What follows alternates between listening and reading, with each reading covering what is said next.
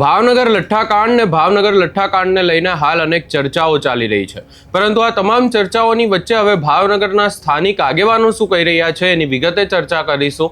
નમસ્કાર, હું છું ઉજ્જવલ અને આપ જોઈ રહ્યા છો નિર્ભય ન્યૂઝ.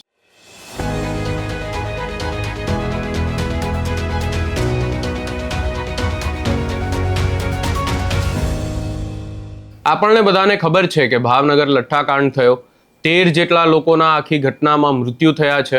હજી પણ મૃત્યુઆંક વધી શકે છે એવી સંભાવનાઓ છે. પરંતુ આ તમામ ચર્ચાઓની વચ્ચે હવે ભાવનગરના જે અનેક આગેવાનો છે તેમના દ્વારા આ લઠ્ઠાકાંડને લઈને શું કહેવામાં આવી રહ્યું છે એ પણ સાંભળી લઈએ. મારું નામ વાળા ભરતજી પોપટભા તરડી, પ્રદેશ પ્રમુખ ખેડૂત કલ્યાણ સંગઠન. અત્યારે ભાવનગરમાં થોડાક દિવસ પહેલા લઠ્ઠાકાંડ થયો અને એમાં સત્તાવાર રીતેથી 9 લોકોએ મોતને ભેટ્યા. એટલે એને ભગવાન એના આત્માને શાંતિ આપે અને એના પરિવારજનોને આ દુઃખ સહન કરવાની શક્તિ આપે. પણ આ લઠ્ઠાકાંડ થયો એ સરકાર અને તંત્રની બેદરકારીને કારણે થયો છે. અને આવી રીતેથી વારે વારે લઠ્ઠાકાંડ આ 30 વર્ષની અંદર હજારો લોકોએ ઝેરી દારૂ પીવાથી મોતને ભેટ્યા અને લાખો લોકો આવો હલકા પ્રકારનો દારૂ પી અને રીબાઈ મરે છે. એવા ગુજરાતમાં દાખલા અનેક બનેલા છે.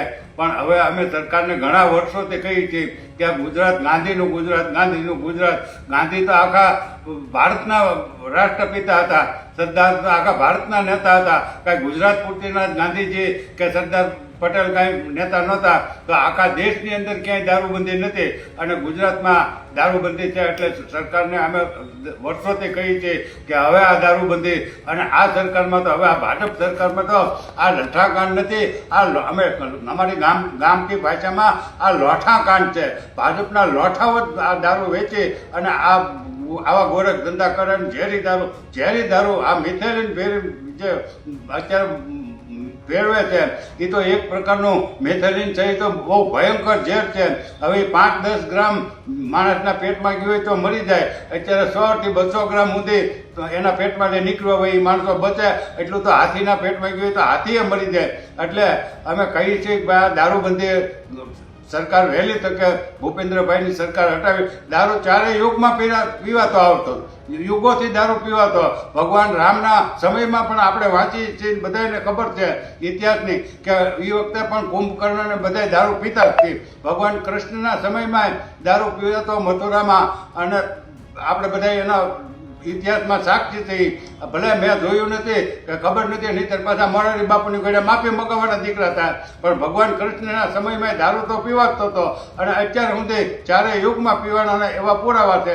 પણ આ ગુજરાતમાં દારૂબંધી છે એ તદ્દન ખોટી અને વાહિયાત અને લોકોને ભરમમાં નાખી અને ઝેરી દારૂ પાવાની છે. એટલે સરકારને અમારી વિનંતી છે કે તાત્કાલિક જો ભૂપેન્દ્રભાઈ પટેલ અને એની સરકારમાં માનવતા હોય તો દારૂબંધી હટાવી લેવી જોઈએ.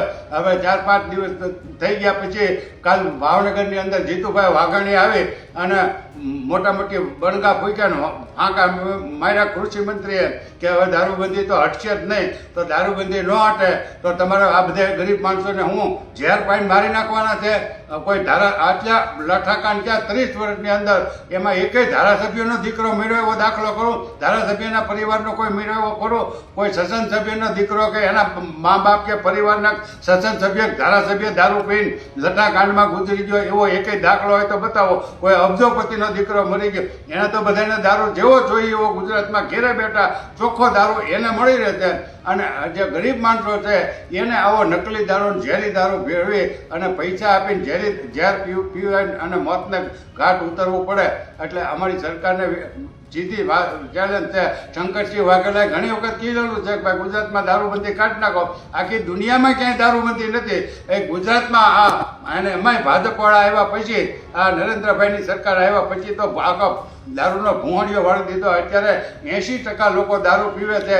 એને તો ઘરે કોઈને ખબર નથી કે અમારા દીકરા દારૂ પીવે, અમારા દાદા કે પપ્પા દારૂ પીવે એને કોઈને ખબર હોતી નથી. હવે 80% લોકો જો આવો ડુપ્લિકેટ ને હલકી પ્રકારનો ઝેરી દારૂ પી અને કા લટાકાંડમાં મરે અને કા રીબાઈ 35, 25, 30 વર્ષના ગુજરાતમાં જ મરે છે દારૂ પી. બાકી કોઈ મહારાષ્ટ્રમાં રાજસ્થાનમાં મરતા નથી, જ્યાં 90 વર્ષના બાબા હશે દારૂ પીવે અને આખું પરિવાર હારે રહીને દારૂ પીવે તો કોઈને કાંઈ નથી વાંધો આવતો. આ નકલી અને ભેળસેળ વાળો દારૂ અને આ દારૂના પ્રતાપે બધા મરે છે તો સરકારને હટાવી લેવી જોઈએ. અને જો નાના પોલીસવાળા હોય કે PSI હોય કે PI સુધીના બસ સસ્પેન્ડ કરે.